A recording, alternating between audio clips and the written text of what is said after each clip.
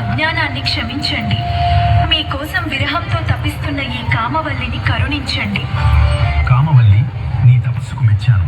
ప్రస్తుతం నీవు ఈ పవిత్ర సరస్సులో అదృశ్య రూపంలో నివసించు. సమయం వచ్చినప్పుడు నా పుత్రికగా నిన్ను స్వీకరిస్తాను.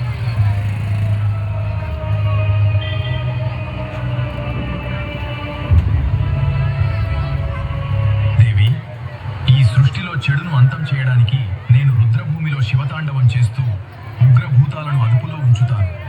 మరి అమాయకులైన గ్రామ ప్రజల పరిస్థితి ఏమిటి నాథా? వారిని కంటికి రెప్పలా కాపాడేది ఎవరు? అందుకే దేవి, నువ్వు గ్రామాలను సంరక్షించే శక్తి స్వరూపిణిగా అవతరించాలి. ఏ రూపం లేకపోయినా భక్తులు నిన్ను ఏ పేరుతో పిలిచినా పలికి అక్కమ్మగా నీవు ప్రతి గ్రామానికి దిక్కు కావాలి. నీ ఆత్మ శిరోధార్యం సాక్షాత్తు నీ అనుగ్రహంతో నేను ఆదిమూలంగా ఆవిర్భవించి 101 రూపాలలో ఈ భూమండలంపై ఉన్న ప్రతి గ్రామానికి అండగా నిలుస్తాను. కాలక్రమేణా వన విహారానికి వచ్చిన పార్వతీ పరమేశ్వరులు ఒక ఆడబిడ్డ కోసం పార్వతీదేవి పట్ట తపన ఆ మాయ సరస్సు నీటి ద్వారా 7 కన్యల రూపంలో సాకారం అవుతుంది. ఈ వనం ఎంత ప్రశాంతంగా ఉందో, కానీ వినాయకుడు కుమారస్వామి ఆడుకుంటుంటే చూసి నాకు ఒక ఆడపిల్ల కూడా ఉంటే బాగుంటుందనిపిస్తోంది. నీ కోరిక తీరే సమయం దగ్గర పడింది. ఆ సరస్సు నీటిని స్వీకరించు. అందులోనే నీవు కోరుకున్న సంతానం ఉంది.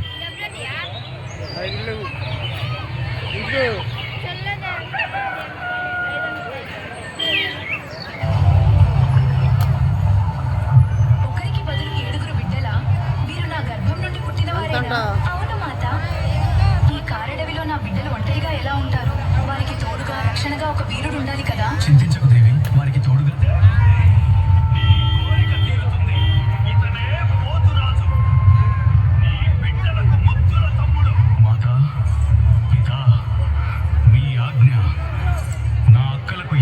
రాకుండా ప్రాణాలకు అడ్డుపడతాను.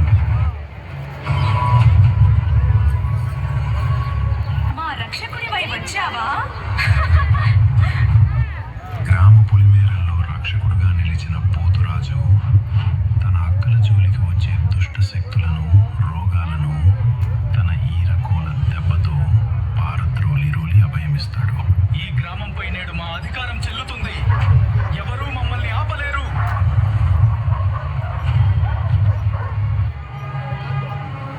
నా అక్కలు కాపలా కాస్తున్న ఈ పొలిమేర దాటి ఒక్కడుగు ముందుకు వేసినా మీ ప్రాణాలు గాలిలో కలిసిపోతాయి. నేను శివాంశతో పుట్టిన పోతురాజుని. నా అక్కల రక్షణ కవచాన్ని దాటే మొనగాట్లు ఈ లోకంలోనే లేడు. వద్దు, ఈ ఉగ్ర రూపాన్ని మారిపోండి. పోతురాజు బాబు, మా ఊరి రక్షకుడివి నువ్వే సామి. ఇది కేవలం ఒక కథ కాదు. మన మట్టిని, మన సంస్కృతిని కాపాడే 7 తల్లుల వీరగాథ.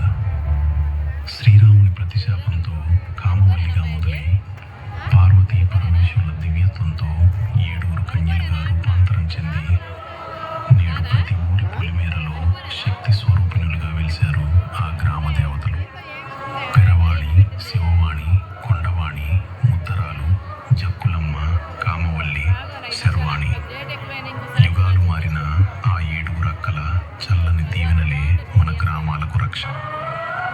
జగన్మాత పార్వతీదేవి ఆ పవిత్ర జలాన్ని స్వీకరించిన మరుక్షణమే ఆమె దివ్య శరీరం నుండి 7 కన్యలు శక్తి స్వరూపిణులై ఆవిర్భవించారు. పార్వతీ జడ నుండి ఎరవాణి, శిరస్సు నుండి శివవాణి, కొప్పు నుండి కొండవాణి మరియు ఆ తల్లి ముఖ వర్చస్సు నుండి సాక్షాత్తు మొగదారమ్మ ఉద్భవించింది.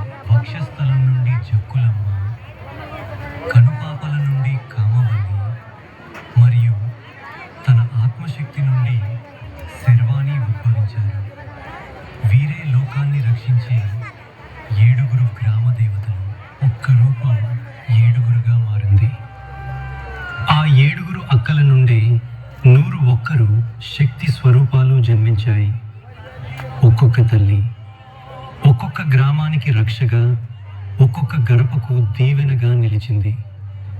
ఏ పేరుతో పిలిచినా, ఏ రూపంలో కొలిచినా ఈ 101 మంది అమ్మవార్లు మన మట్టి తల్లులు, మన కుల దైవాలు. వీరే మన నిజాంపట్నం పౌరుషం, మన కంటికి రెప్ప, మన గ్రామ దేవతలు.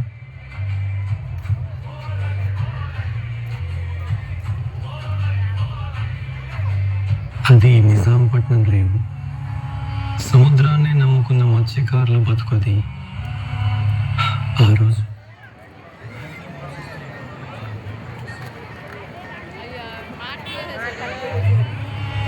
అందరి కళ్ళలో ఏదో తెలియని ఆశ. ఇవాళ వల నిండా చేపలు పడతాయని. ఏరా పీతలోడా, ఇవాళ వల నిండా వెండి మెరుపులేనా? సముద్రం మనకి తల్లి లాంటిదిరా. కానీ ఈ మధ్య తల్లికి మన మీద కోపం వచ్చినట్టుంది.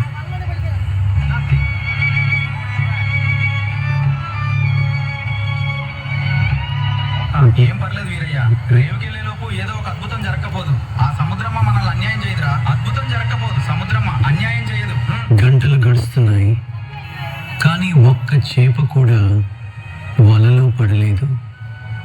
చివరకు బరువుగా అనిపించిన వలని పైకి లాగితే అందులో చేపలకు బదులు నాచు పట్టిన ఒక వింత శిల దర్శనమిచ్చింది. ఏంట్రా ఇది? చేపల కోసం వలేస్తే ఈ పాత రాయి పడింది. మన కర్మ కాకపోతే దీన్ని ఇసిరే అవతలకి.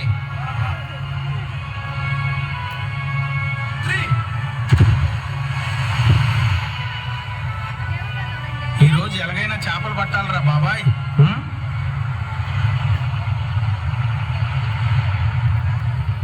నిన్నటిది ఏదో పీడకలు అనుకుందాం రా. ఇవాళ ఆ తల్లి మనల్ని కరుణించకపోదు. గట్టిగా లాగండి. ఇది అదే రాయిరా, నిన్న సముద్రం మధ్యలో పారేసిన రాయి మళ్ళీ వలలోకి ఎలా వచ్చింది? ఇది దెయ్యమో లేక ఏదో చేతబడిలా ఉందిరా. నాగిడి, దీన్ని మళ్ళీ నీళ్ళలో పడేకు. మనం ఎక్కడ పడేసినా ఇది మళ్ళీ మళ్ళీ మన వలకే తగులుతోంది. దీనికి ఏదో శక్తి ఉందిరా. దీన్ని తీరాన్ని తీసుకెళ్ళి ఎక్కడైనా వదిలేద్దాం పదా. సముద్రం అని నమ్ముకున్నోళ్ళం. ఈ రాయి మనల్ని ఎటు తీసుకెళ్తుందో ఏంటో ఎవరికీ తెలియకుండా దీన్ని ఒడ్డున పడేయాలి. చుట్టుపక్కల ఎవరు లేరు కదా. పద, ఆ పాత చెట్టు దగ్గర దీన్ని పాతి పెట్టేద్దాం. అప్పుడైనా మన వలకి చేపలు తగులుతాయేమో చూద్దాం. మూడో రోజు సముద్రం ఉగ్ర రూపం దాల్చుతోంది. ఆకలితో వల విసిడిన నాగిడి బిడ్డలకు చేపలకు బదులు మళ్ళీ అదే శిల ఎదురైంది. విసిరేసిన వదలని ఆ తల్లి మాయను చూసి వారంతా నిశ్చేష్టులయ్యారు.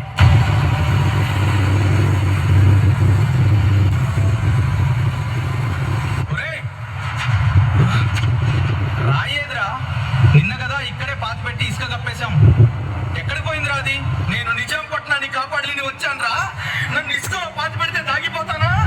నన్ను గట్టితో నరికినా మీ మీద మమకారం చంపుకోలేక రక్తం చిందించానురా. రాయి నుండి రక్తం వస్తుందేంట్రా? మనం ఏదో ఉపచారం చేశాంరా. ఇది సామాన్యమైన రాయి కాదు, ఇది అమ్మవారేరా. ఇది దేవుడురా. ఇది శాపం. పెద్ద తప్పు జరిగిపోయింది బాబు. ఆకల్లో ఉండి అపచారం చేసేసాం. ఇది రాయి కాదు, మనల్ని కాపాడే తల్లిగా కత్తితో కొట్టాం.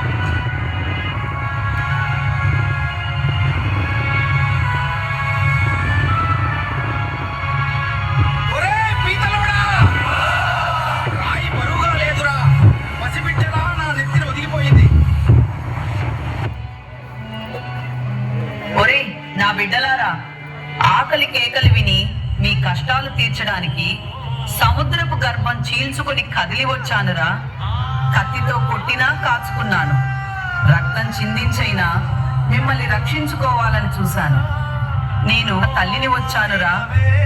ఇకపై మీ వలలకు వెండి వెలుగులే, మీ ఇంటి దీపాలకు నా దీవెనలే. నన్ను నమ్ముకున్నోడిని నట్టేట ముంచను. పదండిరా, నా ఊరి పోలి మీరాలో నన్ను ప్రతిష్ఠించండి. అగీడో, నీకే కదా ఈ తల్లి దొరికింది. అసలు నువ్వు ఎటు వెళ్ళావు? ఎక్కడ దొరికింది ఈ అమ్మ?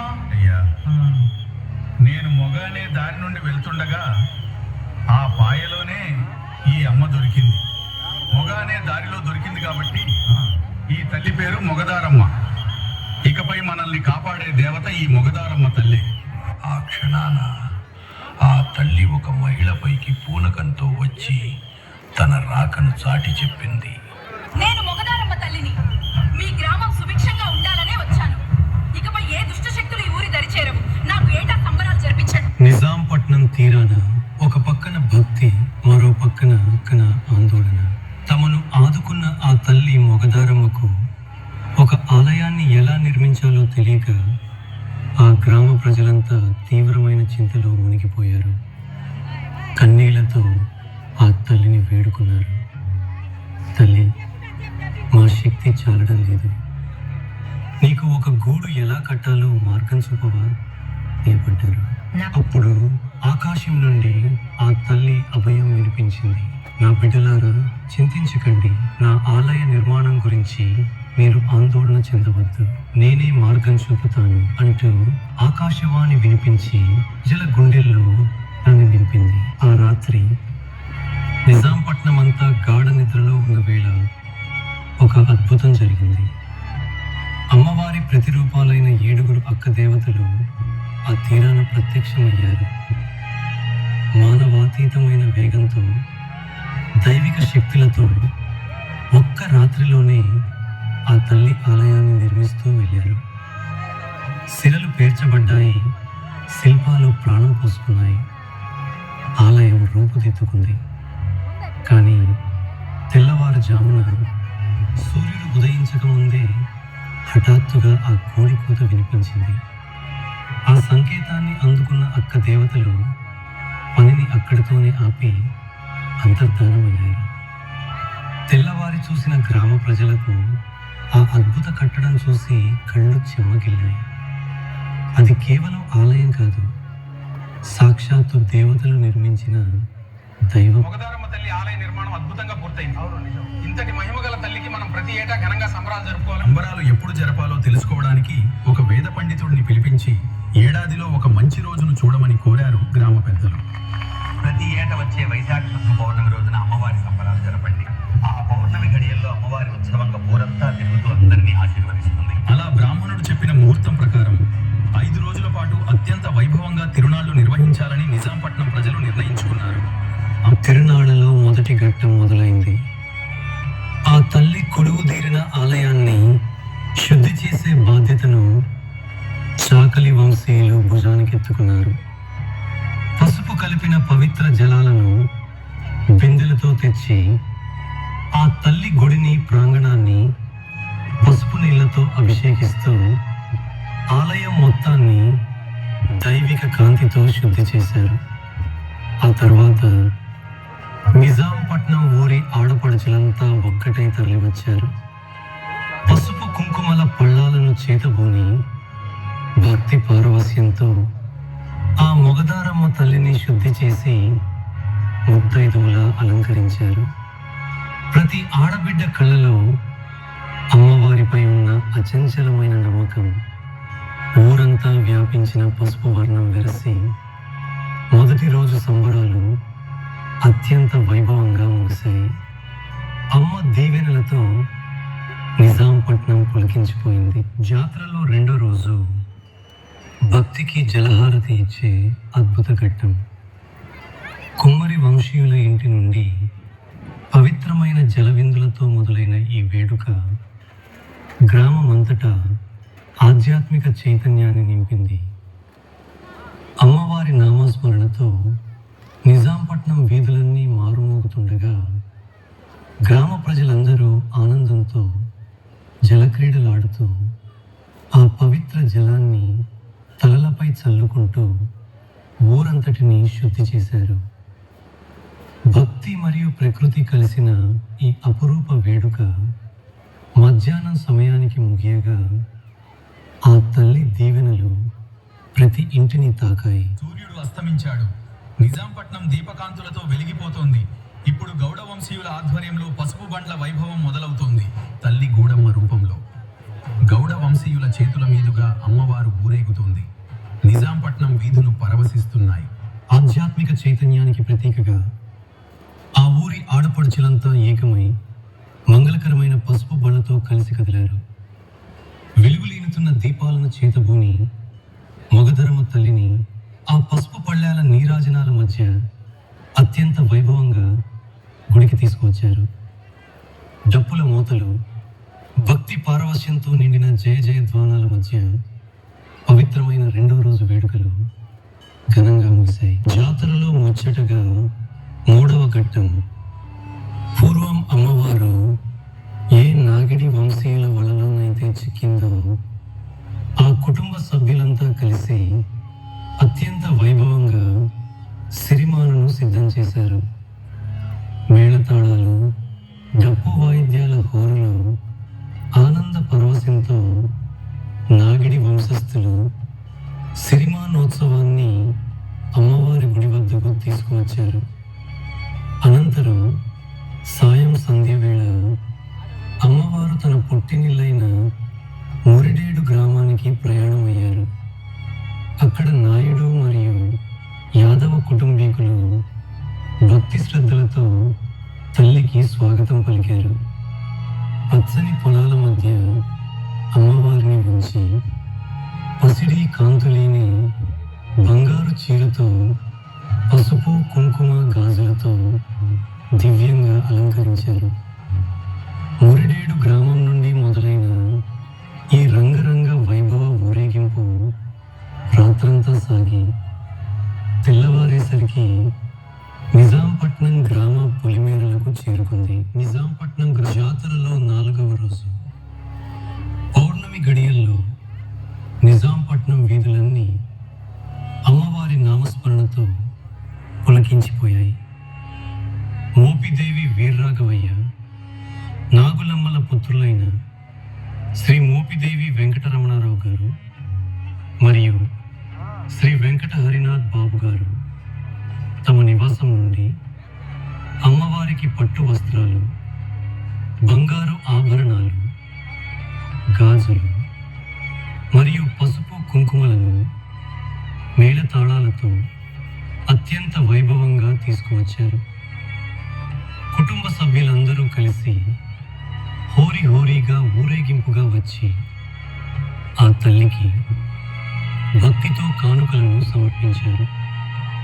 అనంతరం అమ్మవారికి కుంభం పూసి హరినాథ్ బాబు గారు కర్పూర హారతులు ఇస్తూ, అమ్మ, ఈ ఊరిని చల్లగా కాపాడు తల్లి అని వేడుకున్నారు. ఆ వేళ నింగిలో నిండు చంద్రుని వెన్నెల కాంతుల్లో అమ్మవారు దగదగ మెరిసిపోతూ వీధి వీధిన సంచరిస్తూ భక్తులకు తన దివ్య ఆశీస్సులను అందించారు. పౌర్ణమి గడియలు ముగిసేలోపే ఆ తల్లి తిరిగి తన ఆలయానికి చేరుకుని గ్రామం అంతటా శాంతిని నింపింది. 5వ రోజున గ్రామస్తులంతా గంపసుడులు ఎత్తి మొక్కులు చెల్లించుకుని ఆ తల్లి దీవెనలతో గ్రామం చల్లగా ఉండాలని కోరుకుంటూ ఈ మహా వేడుక దిగ్విజయంగా ముగిసింది. జాతరలో పరాకాష్ఠ 5వ రోజు. పౌర్ణమి గడియలు ముగిసేలోపే అమ్మవారు తన సొంత ఇంటికి అంటే నిజాంపట్నంలోని ఆలయానికి చేరుకున్నారు. ఊరంతా ఒక్కటై భక్తి పారవస్యంతో గంపసుడులు ఎత్తి ఆ తల్లికి తమ మొక్కులు చెల్లించుకున్నారు. గ్రామస్తులందరూ నైవేద్యాలు సమర్పించి 5 రోజుల పాటు కన్నుల పండుగగా సాగిన ఈ ఉత్సవం దిగ్విజయంగా పూర్తయిందని ఆ తల్లికి విన్నవించుకున్నారు.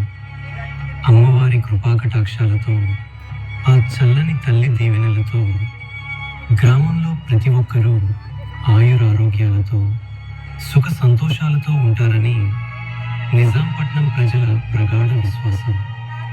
ఆ తల్లి ఆశీస్సులు ఎల్లవేళలా మనపై ఉండాలని కోరుకుంటూ ఈ ఏడాది జాతర మహోత్సవం ముగిసింది. అనంతమైన సముద్ర గర్భం ఆ నీటి అలల నుండే ఉద్భవించింది మన మొగదారమ్మ తల్లి.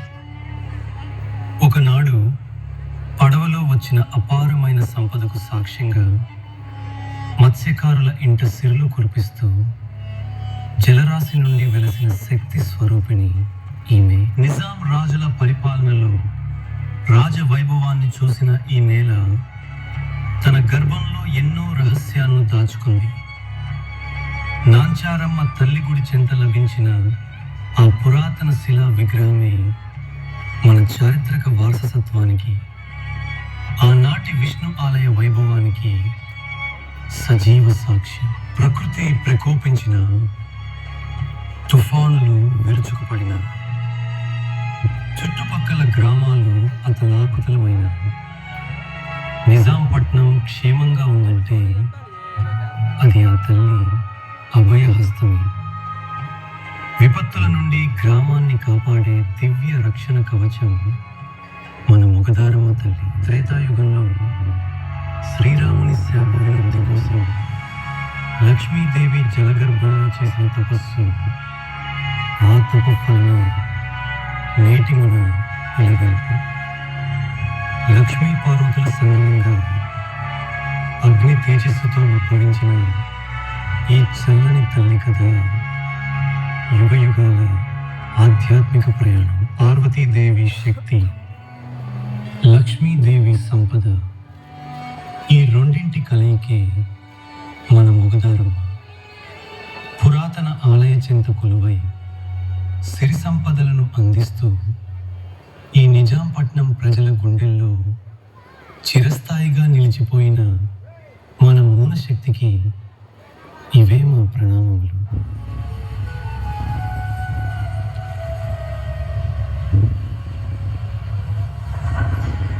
నిజాంపట్నంలోని ఈ పుణ్యక్షేత్రంలో మొగదారమ్మ తల్లితో పాటు నాంచారమ్మ తల్లిని కూడా ప్రతిష్ఠించారు.